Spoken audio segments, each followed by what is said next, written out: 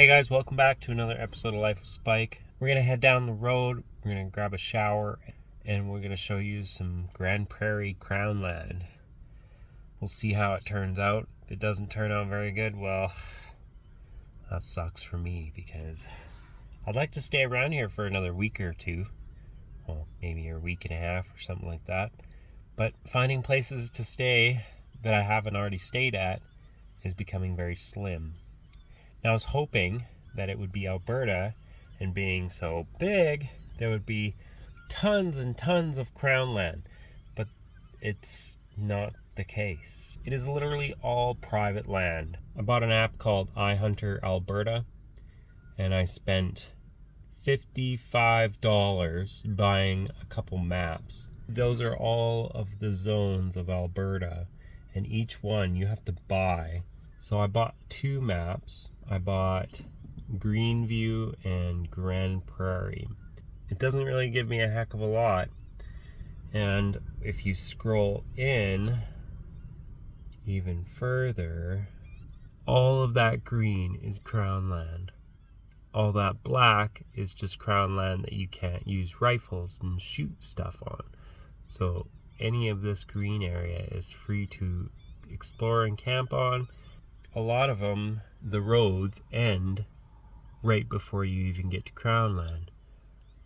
So finding the exact road that you can get into to get into these crownlands, it's becoming a little bit of an issue for myself because I don't know how to get into these places. Now, it's not that I haven't tried. I've literally driven 3 hours or 3 to 4 hours around Grand Prairie trying to find how to get into these locations. Now, I found one. I've marked it on the map and we're going to go check it out today. But if you guys have any ways we can access some of this crownland, that would be freaking awesome. As soon as you go past Sexsmith, just up north, you've literally got to buy this map. And it says maps for sale. You can click on it and here you go. Another another $15 for another section of Grand Prairie. Now this is ridiculous because you shouldn't have to pay hundreds of dollars to find crownland in Alberta. Now let's just take a second here and let's go look at the iHunter BC app. There you go, iHunter BC. Everything is accessible. Doesn't matter what zone you're in. You can access this map anywhere in BC without cell service because it's downloaded on your phone. So if I wanted to go to Dease Lake, oh, look at that. Provincial crownland. Done deal. Okay, well, let's go to Vancouver Island. Let's look for crownland. Bam. Crownland. Easy, super easy. Why is Alberta so difficult to find crownland? You can't just click anywhere on the map and go, oh, that's not crownland, because it says you need to download it. Now I'm going to show you the differences. I paid $5 to buy the app. Okay, cool. $5 to buy the iHunter BC app. And then it's $10 a year to keep them updated. And then on top of it, you've got to buy each section of maps. So you could spend $1,000 just on maps in Alberta alone to find crownland. Why? It doesn't even make any sense. Now, maybe there's actual reason for it, but for a camper, a traveler, and a vanlifer who would like to just travel around and find some free camping spots, iHunter Alberta is not your ideal app to download. Now, everybody knows about the iOverlander app. It does have camping spots and places you can fill your water, propane, things like that. Places you can park without being bothered. There is one concerning situation. It says big parking of the museum at the Grand Prairie. It says thefts and vandalisms happen there. So that's not something that I would be interested in staying in, having homeless people knocking on my door or bothering my mountain bike in the back, considering most homeless campments have chop shops for mountain bikes and stuff like that. And I've got a fairly expensive mountain bike on the back of my van, so that's not somewhere I'd like to stay. So after being here a week, I ended up finding a couple different websites, but this seems to be the one that stuck out the most. It's called freecampsites.net, and I was able to find a few campsites that I could check out. Now you can type in Grand Prairie or the location you are in, and it'll show you all the sites around. Now there was only one, and that was down south, and that was Cutback River, and that's where we stayed at the other day after I spent, an hour and a half, 2 hours driving to locate it. I ended up looking at a couple other campsites first because I didn't see another website that was on here as well, and that's an Alberta website. It came up as low cost camping in Alberta. This website's a really weird one because you've got to type in Grand Prairie in the top search bar up here, and then you click near city town, and it'll actually show Grand Prairie. Now if you scroll down, all of these cost money. $20, $20, $20, $23, $25, $26, etc., etc. Now the other cool thing about this is when you click on it and you scroll down, it will actually say when it's open, May 1st. Now I've scrolled through every single one of these campsites, and they're all May 1st to May 16th. They're all closed right now. Today's April 28th, and I've been here just about 2 weeks. Now that's pretty crazy because I came into here thinking, oh yeah, there should be a bunch of campsites open. Snow's melted and it's warm out, kind of, without the wind chill. You'd figure people would start getting camping at this time, but no. People are only starting to bring out their campers now. And when I went to go fill my propane tank, one of the places was empty, and I had to drive like 20 kilometers just to find a second place with propane that I could fill my propane tank in. Crazy. I didn't even realize that camping is not a thing up here in April. So we're going to head down the road, we're going to go have a shower, and then we're going to go take off, find a nice camping spot. It doesn't look near as busy as it did the other day. Oh, thank goodness. So, I'm all cleaned up, ready to go. Let's go find some crownland to play on, hang out for the day. Let's go explore.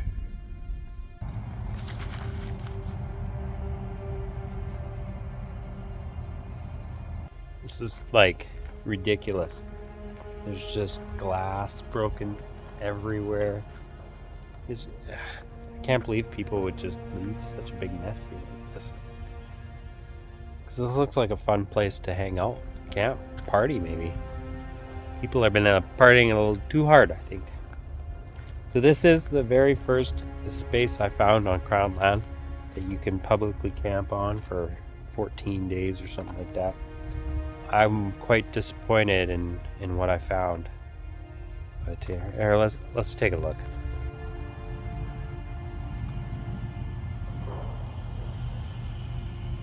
That's crazy.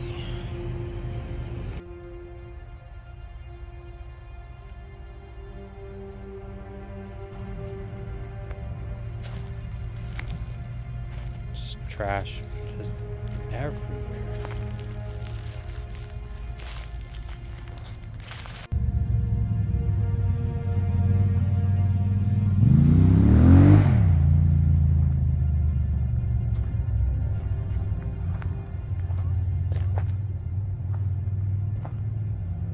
It is Sunday, so there's a bunch of people out here hanging out, dirt biking. They got their side-by-sides out here, quads, everything.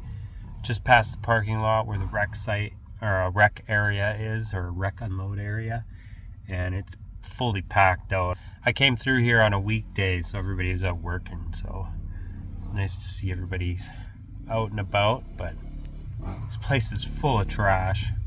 Alright, let's go find another spot to look at.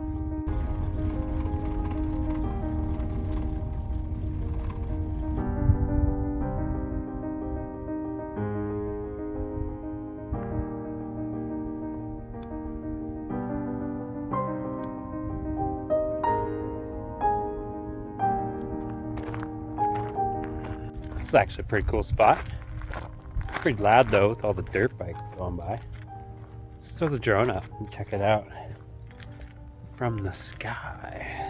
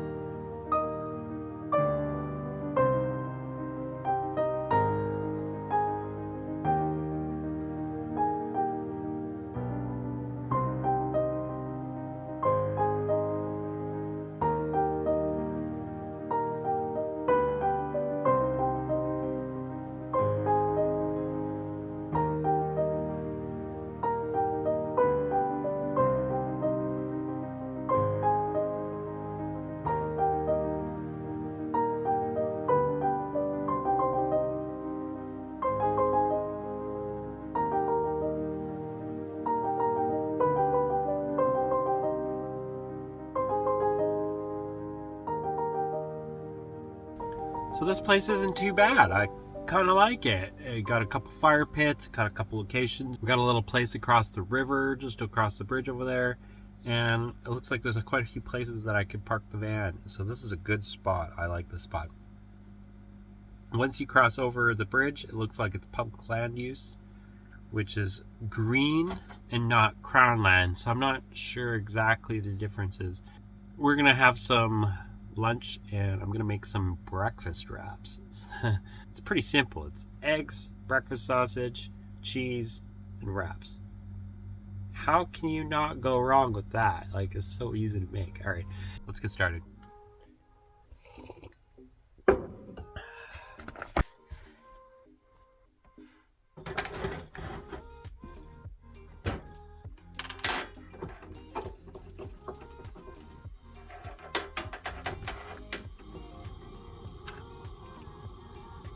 So we're gonna try a cheese grater in the van. I don't know how hard it's gonna be to clean. This is just gonna shred the paper up, but we'll give it a test shot, see how it works. Because I don't have a dish pan and a sink full of water to put this in to wash it. So we're gonna try it, experiment.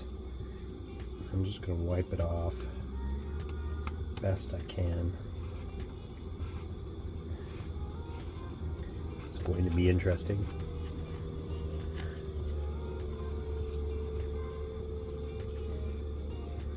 We'll figure things out.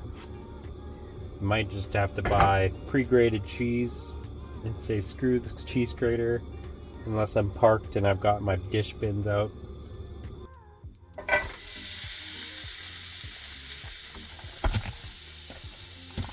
So I'm using sausage rounds, original breakfast sausage rounds. I figured this will be quick, fast fry, and I can just chop them up.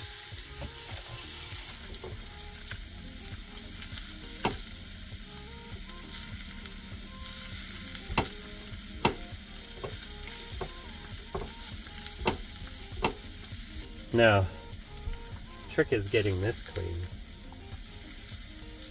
How the heck am I going to do that?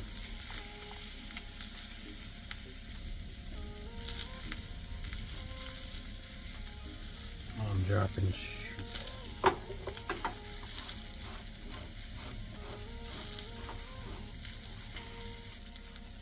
We'll see how this works over time. If this is a Vanlife tool or if it's not a Vanlife tool, I will let you guys know. But for camping it would be fine as long as you got your dishwater. Perfect. A little too hot.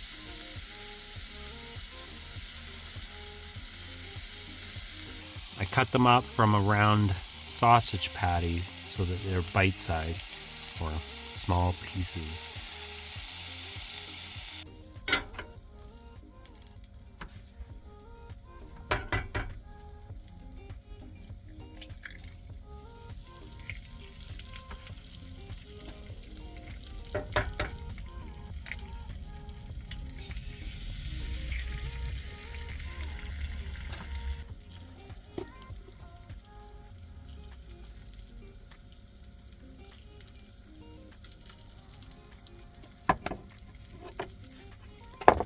little bit of salt and pepper for flavor.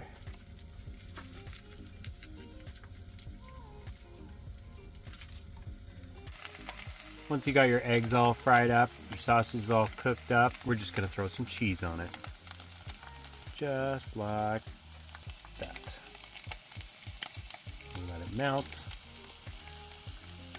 Mix it up, and we'll throw it in a wrap, and we'll eat it. Yum! Melting cheese. Yum. Okay, there's probably enough heat in the pan to finish off the rest.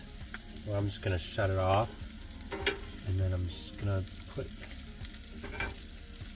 more stuff on top of the cheese so that the cheese is kind of like in the center, so to speak,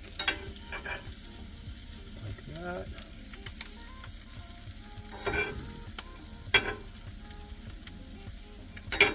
Now she's ready to serve. Now, there's no special way to do this unless you work at McDonald's. You just take your wrap, shove your food in there, and just like a taco, wrap her up.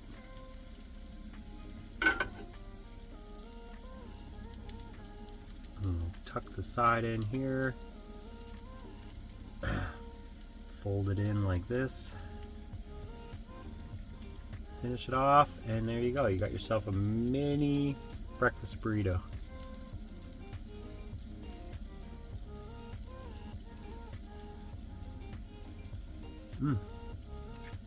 I'm leaking.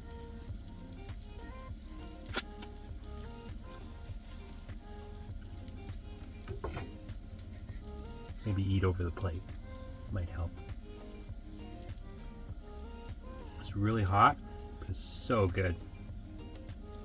I put 2 sausage patties in there, 2 eggs, and a nice, I don't know, like 3/4 of a cup of cheese or something like that. And this will make me probably 2 or 3, maybe. Probably 3 wraps. Now, if you use a cast iron frying pan like I do, cleaning up should be relatively easy because the cast iron's already seasoned. So all you should really need to do is take a clean piece of paper towel, wipe off the excess butter and any of the food bits you missed, and dump it in the garbage. You don't really need to do this. You could do this right before you start cooking, but I wanted to show how easily it is to clean a seasoned cast iron. Shouldn't need to scrape anything.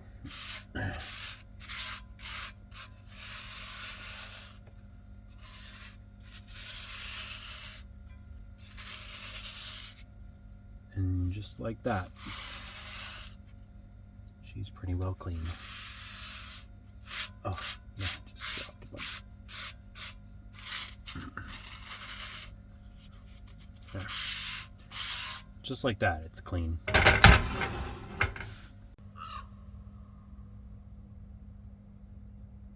I didn't expect to see a nice little spot to pull over and hang out.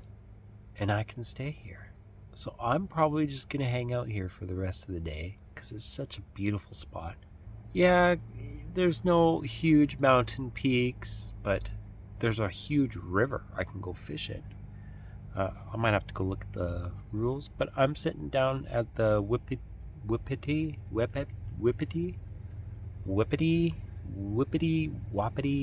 I don't know how to pronounce it. It's something Whippity River. This is definitely somewhere I can enjoy and relax for most of the day. Probably even stay here tonight. Might even go down the road, check it out even further. I didn't realize it, but that is all public access land, which is freaking awesome because I would have not known that if I wouldn't have spent that $30 on the next map section down below. So thank you, iHunter Alberta, because I would have never known. I would have thought this is all private land. I would have just been like, oh, this sucks. There's no campsites. There's no campsites marked on the map. And I guarantee you, if I go down there, I might even find some hidden gems, and whatever else I might find. So I'm going to go explore and see what I can find, maybe tomorrow. But I thought Alberta was just farmland. Like this section of Alberta, it was all just farmland.